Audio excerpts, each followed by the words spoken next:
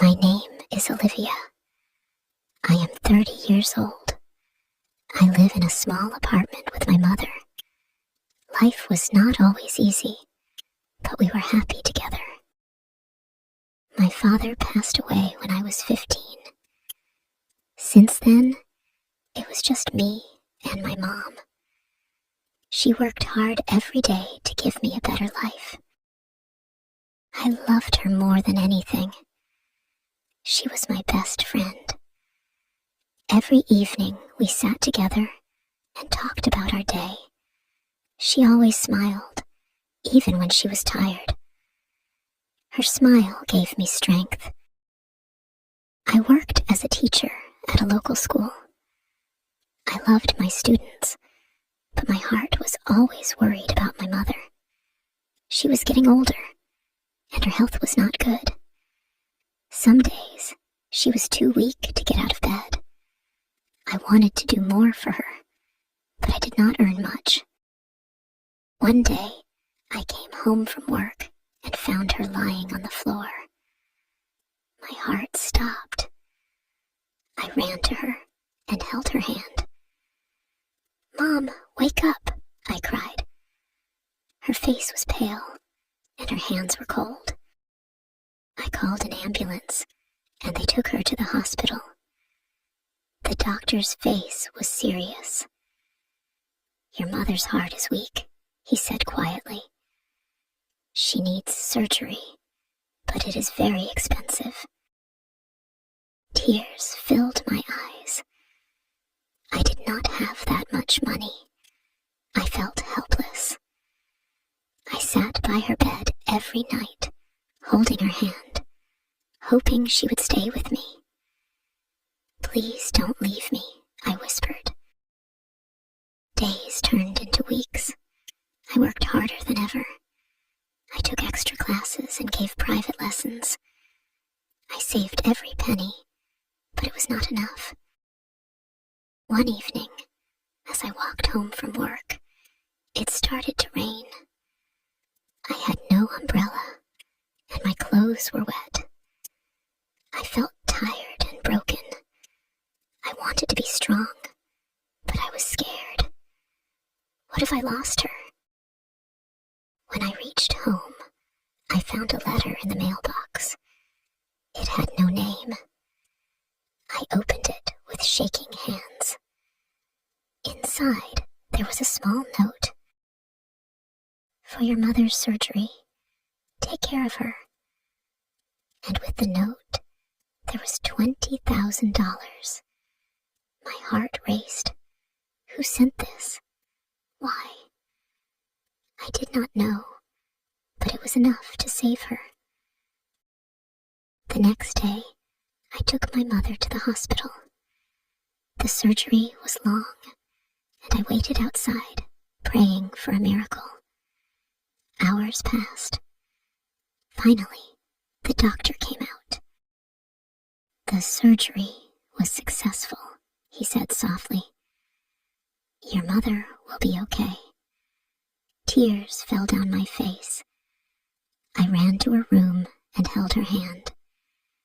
"You're safe, Mom," I whispered. A week later, my mother came home. Her smile was warm again. Life slowly became better. But I still wondered, who helped us? Months passed, and I never found out who sent the money. But one day, as I was teaching, a man came to my classroom. His name was Daniel. He was tall and quiet, with kind eyes. "I wanted to see the teacher who changed my sister's life," he said. I remembered his sister, a shy girl who once struggled in my class. I had helped her when no one else did. "It was you," I said softly. "You helped my mother." He smiled gently. "You gave kindness without asking for anything. I wanted to do the same." Our lives crossed that day, and soon Daniel became more than a stranger. He became a friend. He visited often, bringing flowers for my mother and warm words for me. As days passed, Daniel became a part of our lives. He visited every weekend, always bringing something: fresh fruit for my mother, books for me, or simply his warm smile. My mother liked him. I could see it in the way her face lit up when he walked through the door. One evening after dinner, my mother smiled softly and said, "Daniel, you take care of us like family." He laughed gently. "You both mean a lot to me," he said, his eyes meeting mine for a moment. My heart skipped a beat. After my mother went to bed, Daniel stayed to help me clean the dishes. The kitchen was quiet, except for the sound of running water. As I handed him a plate to dry, he spoke softly. "Olivia," he began, "I didn't just help your mother because of what you did for my sister." I turned to him, confused. "Then why?" I asked quietly. He looked down, as if searching for the right words. "Because I care about you." His voice was warm, but unsure. "From the first day I saw you, I knew you were special. Your kindness, your strength. I couldn't just walk away." For a moment, I could not speak. My heart felt full, yet heavy with fear. I had lost so much before. Was it safe to open my heart again? "You don't have to say anything now," he added quickly. "I just wanted you to know how I feel." I nodded slowly, unsure of how to respond. My heart was grateful, but my mind was still afraid of losing someone else I loved. Weeks passed, and Daniel never changed. He was patient. He never pushed me to answer. Instead, he stayed by my side, through my mother's recovery, through my long days at work, through my moments of doubt. One evening, my mother and I sat on the porch watching the sunset. The sky was painted with soft orange and pink. She turned to me and said gently, "Olivia, you are strong, but you don't have to carry everything alone." Her words touched something deep inside me. I realized how much I had been holding back, how much I wanted to trust again. The next time Daniel came over, I asked him to walk with me. We strolled through the park, the autumn leaves crunching beneath our feet. My heart pounded as I finally spoke.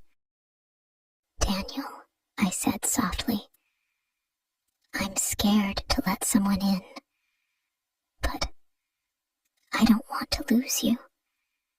He stopped walking and turned to face me. His eyes were warm, full of understanding. "You won't lose me, Olivia," he promised. "I'm here, and I'm not going anywhere." For the first time in a long time, I felt safe. I reached for his hand, and he held mine gently, as if he knew how fragile my heart was. Months passed, and our love grew stronger. My mother grew healthier, and I smiled more. With Daniel by my side, the pain I once carried felt lighter. One day, after dinner, Daniel stood up and took a small box from his pocket. My heart raced as he knelt down in front of me. "Olivia," he said softly, You taught me that kindness can change a life. You changed mine. Will you marry me? Tears filled my eyes, but this time they were tears of joy. I nodded, unable to speak. Yes, I whispered. Yes, Daniel. My mother clapped her hands with happiness, and Daniel slipped the ring on my finger. In that moment, I realized something important. Life had broken me once, but love had healed me. I had lost everything, but in the end, love found me. And this time, I was not afraid to hold on to it.